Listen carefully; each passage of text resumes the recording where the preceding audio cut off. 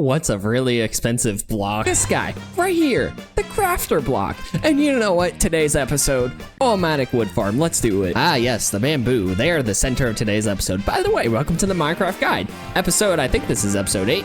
If you're not subscribed, welcome to the channel. And today I need to go get more iron for what we're doing because I need pistons and I need an anvil. Did I come to a cave and forget torches? Yes, I did. So I grabbed some jungle logs, and when I find coal, I'm making some. Okay, I'm definitely going to need rails. So I'm gonna grab these while I'm going through this mine shaft looking for iron. This is so much better than mine shafts. Okay, here we go. Okay, so that thing of water goes all the way up. So let's just do this.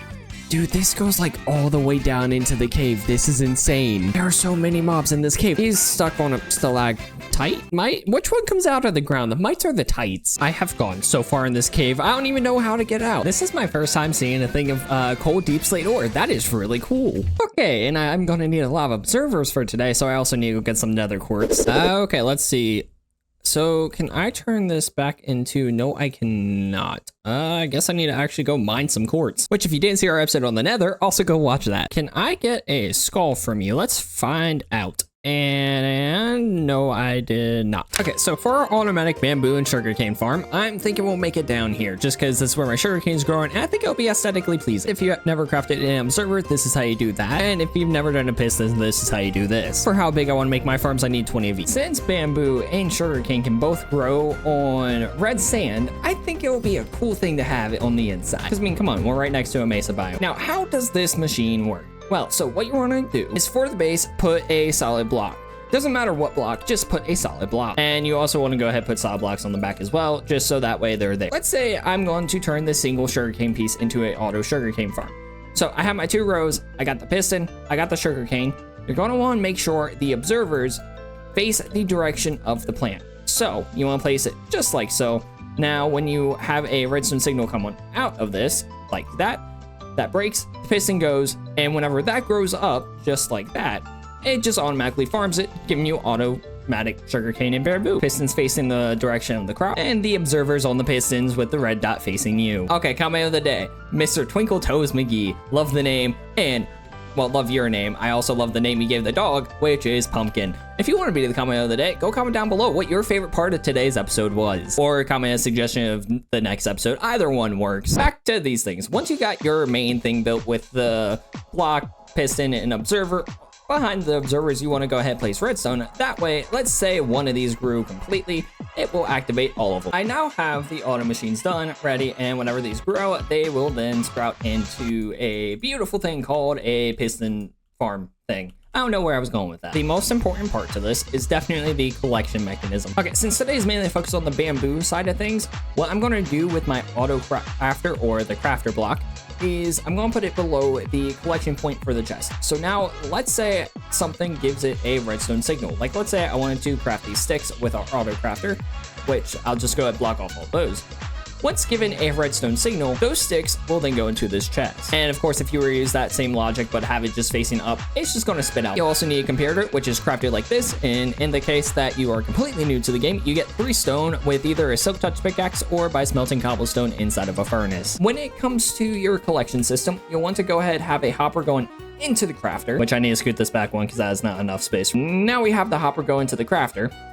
And then what we want to do for our rails, okay, I just realized I did this with sand. So what I'm going to do is just quickly place them as I go through and dig out the block. So yeah, no, if you use grass or dirt or whatever other block that's not a gravity block, you won't have any problems with this. And once again, just gotta move this. My item collection system's right here. I have had to move this way too many times. Okay, so any item collection system is pretty simple but very expensive. You're of course going to want a hopper with a unpowered rail on top of it. So just make sure there's no redstone sources around that. Coming from the hopper, you want your comparator going into a block which has a redstone torch on the back. On top of that, you're going to want to go ahead and place a block. Also go ahead and place a block on top of the comparator. So yeah, block on top of the comparator, block on top of the redstone torch. In between those blocks, you want to go ahead and put a redstone repeater, and that's going to power that rail. This is the point where you can go ahead and put your minecarts down. Let's say I throw those bamboo right there. The minecart should pick it up.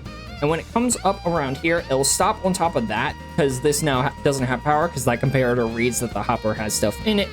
and the stuff that's in there gets put into the crafter. And same thing over here, except I have a dropper instead of a crafter. Now this next part, there's a couple ways you could do this, but we're going to build a very basic redstone clock. To power your crafter or the dropper on the other end, what you'll need to do is go ahead, have a comparator either going into the crafter itself or into a block connected to it. So it can be either the block under it, the block next to it, just choose a block. As long as there's redstone power going to this crafter, it'll work.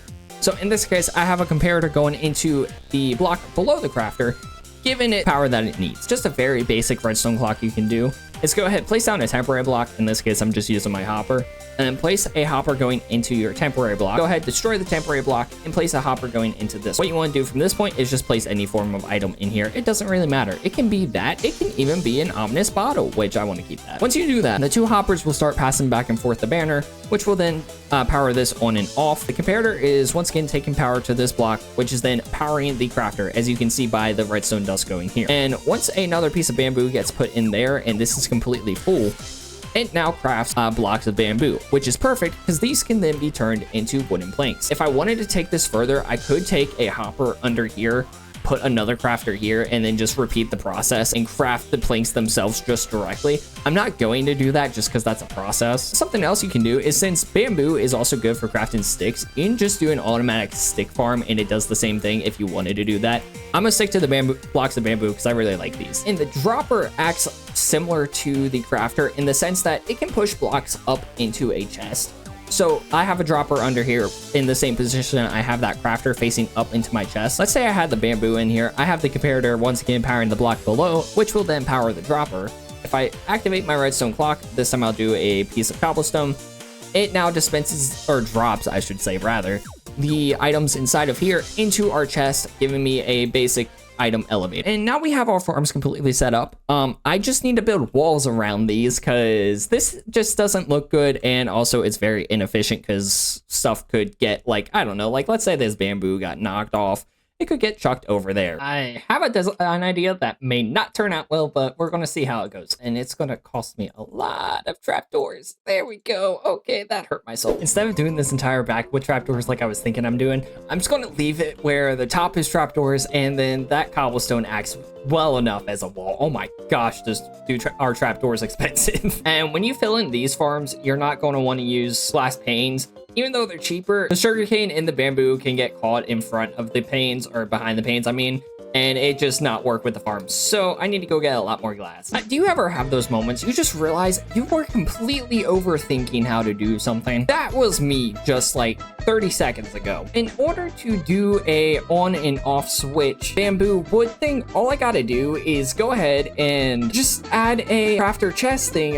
one block over. So go ahead, crafter there, hopper going into that, and then down here, the same thing we did before with our redstone clock. I go ahead and put the chest on top of the crafter thing here. It's not working because this no longer has a redstone clock going into it because this is now moved. So here is what I'm thinking I will do. I'm going to try to take the premise that I am using from our item collection and putting it into practice with our redstone clock here. So if I do this, put that in there, it does repeat, and then this dispenses into the chest. Oh my gosh, that is beautiful. Okay, so once again, we have our redstone clock, which is hoppers going into each other, passing an item back and forth, going into comparator, which is once again powering this block, and since this block is powered, it powers our crafter. So since this block is powered, this repeater takes the power from this block to here, and it powers this one, which then powers our dropper. Now, let's say I were to replace this redstone dust. Does that work too? Yes, it does. Yes, it does work. Okay, cool. If you have questions about that, please comment them down below. I'll answer them. I know that was confusing. Okay, so let's say I just want to stop production here. I put a solid block here, slabs here, and slabs here. Slabs cannot conduct redstone electricity. So with the use of a block right here on top, or right next to the item hopper to this chest going to the crafter here, it does stop all flow to the hopper. So let's say, okay, this is now filled with bamboo. I don't need that much bamboo because I'm telling you that's going to happen. Bamboo produces fast. All I got to do is flip the lever, and then these start draining into the hopper, into the crafter, into here. Now our farms are done. And I'm thinking I'll just leave the path like this. I kind of like how this looks. But yeah, again, if you have any questions about this, comment down below. I'll gladly answer. And with that said, I will see you guys in the next one. We now have fully automated farms. See if you're the next comment of the day. And again, thank you to our guy for naming our dog Pumpkin. I will try to find a good way to cover this up. I got nothing right now. I might just build a basic shed. I will see you guys in the next one. Comment an idea for an episode. Have a nice day.